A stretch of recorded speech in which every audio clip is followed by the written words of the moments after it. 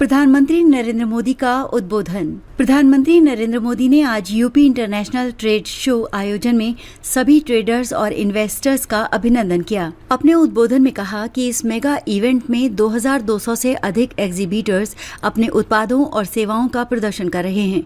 इस आयोजन का कंट्री पार्टनर रूस है। उन्होंने मुख्यमंत्री योगी आदित्यनाथ को आयोजन की सफलता के लिए बधाई दी और कहा कि यह अवसर पंडित दीनदयाल उपाध्याय जी जयंती पर और भी विशेष बन जाता है। दीनदयाल जी ने अंत्योदय का मार्ग दिखाया था, जहां विकास गरीब से गरीब व्यक्ति तक पहुंचे और हर प्रकार का भेदभाव समाप्त हो। यही सामाजिक न्याय की सच्ची मजबूती है।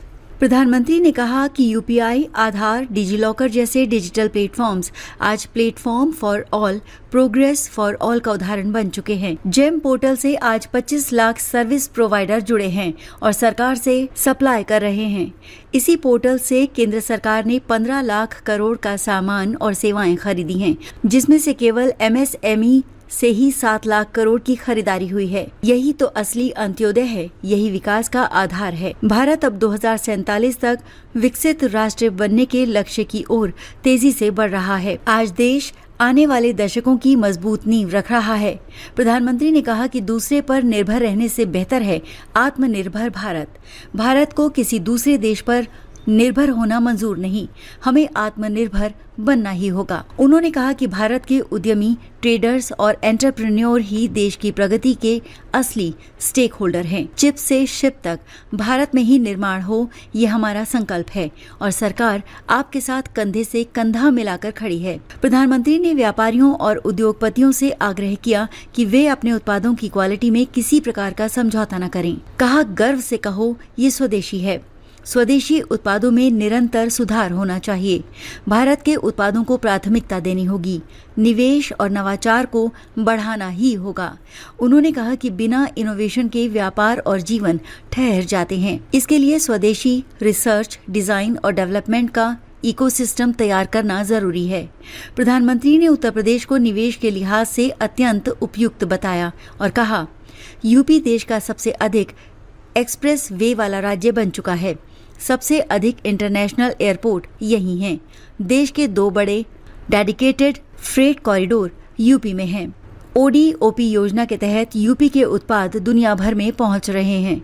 भारत इलेक्ट्रॉनिक और मैन्युफैक्चरिंग सेक्टर में दुनिया का दूसरा सबसे बड़ा केंद्र बन चुका है और 55% मोबाइल फोन यूपी में बनते हैं। यूपी रक्षा क्षेत्र में भी अग्रणी है।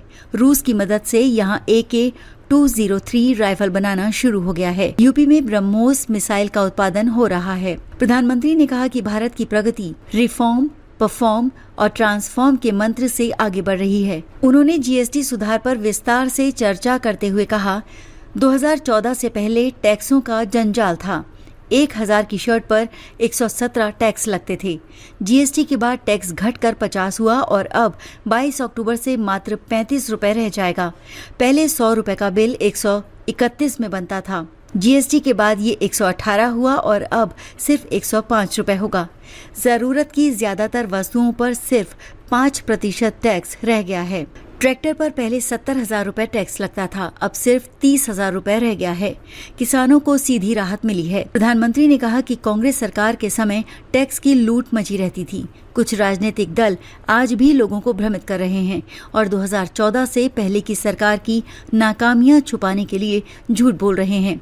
उन्होंने आगे कहा कि आज 12 लाख रुपए तक की आय पर कोई आयकर नहीं देना पड़ता।